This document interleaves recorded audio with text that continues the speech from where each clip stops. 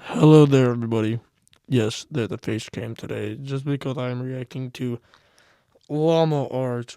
Also, if you see my mouth moving up and down while I'm not talking, I'm not muted. It's just because I'm chewing gum.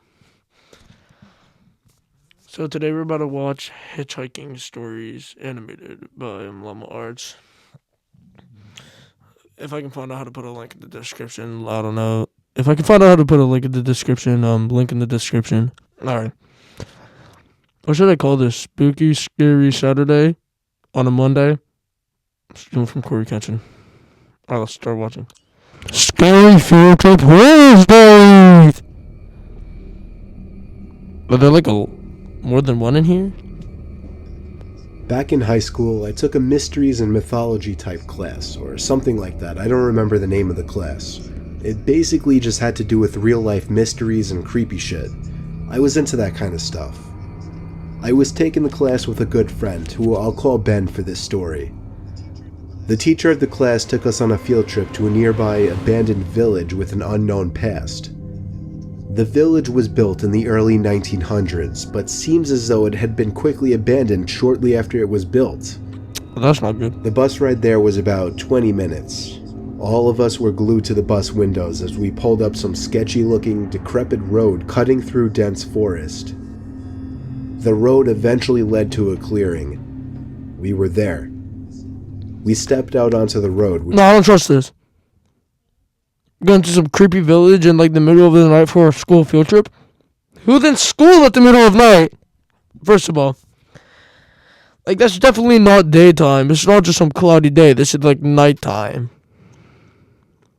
Why are they even here? Bro, what happened to my guy's eyes? Why did I pause there? Bro! Had grass growing through the cracks. The grass surrounding was almost knee-high. Then there were the buildings. The tall, archaic brick buildings with the boarded-up windows all gave off such chilling vibes. The teacher lined all 20 of us up, counted heads, and then began leading the way.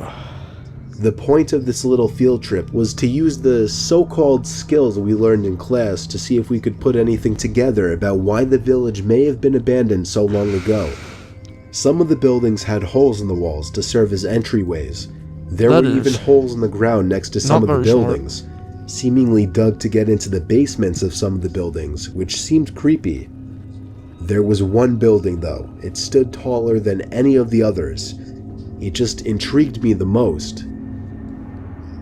While the teacher was leading the group towards the village church, Ben and I decided to sneak off on our own to look for anything interesting. No! That's not the storm! It's a stupid idea. Ben and whatever your name is, I'm gonna call you, you look like a Tommy. Thomas, actually. Benjamin and Thomas. In the direction of the tallest building. We saw a hole in the ground. It was dug by the back door of the building, which had... It was dug so you could take absolute massive dumps. Sealed off. In the hole was a ladder, which led down to the concrete floor below. It didn't look very sealed off. We both looked at each other and knew we had to do it. Ben climbed out. You don't have to do it! No!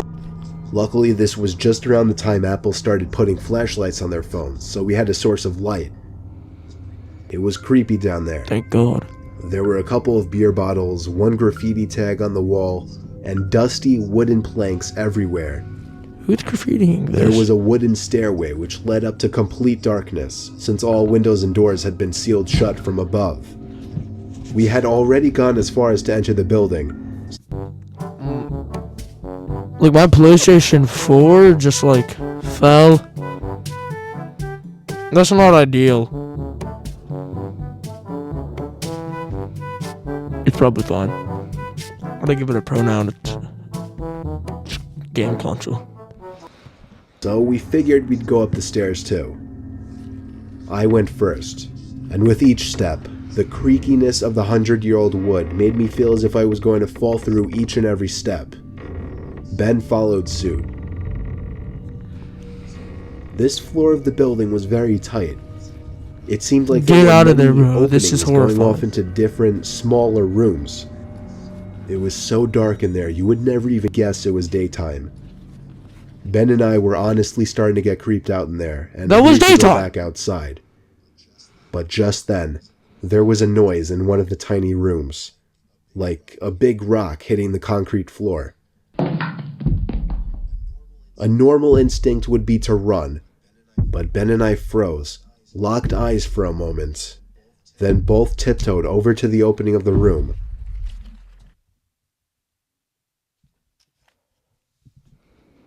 What's wrong with you? I'm dipping. I'm out of there. I'm gone. We shined the lights into the room Retards. and ran. We ran back down the stairs and then up the rusty ladder back outside. We caught up to the group out of breath. We didn't say anything though to avoid getting in trouble. So no one just noticed you. One of our classmates asked us what was wrong.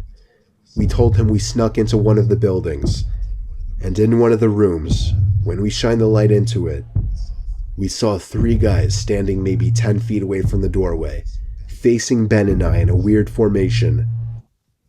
I'm sorry. Is that better, Trump? If someone's purple and you can't even see the other guy, you just see his eyes. Just 3 big men. Whoa. As if they were waiting for us. As we continued following the group, we paid extra attention to the tall building we entered from the distance. And before leaving, we saw a person's face at one of the higher level windows that had not been boarded up. No. We never told the teacher in fear of getting in trouble.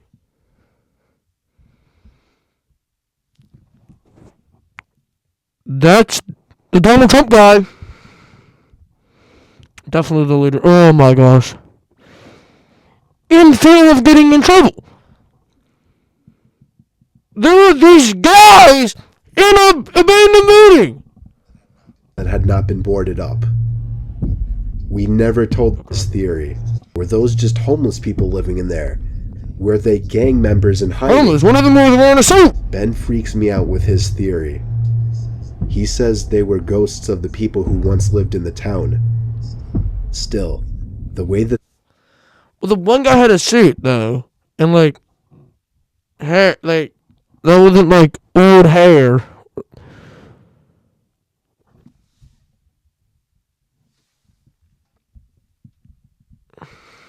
Three guys were just hauntingly standing there, so calmly, staring at us the moment we peeked our heads through that doorway. I still can't get that image out of my head. I may go back to that village one day, just to prove Ben's idea wrong.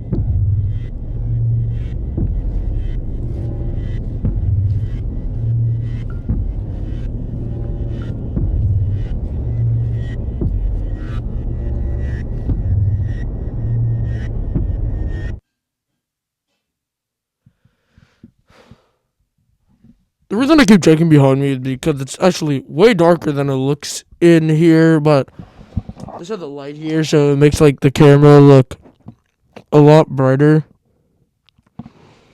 But if you guys enjoyed that and you want to see me do something like this again, hit that like button, please subscribe if you haven't already or something. And I don't know. Unlike always, don't have a good one.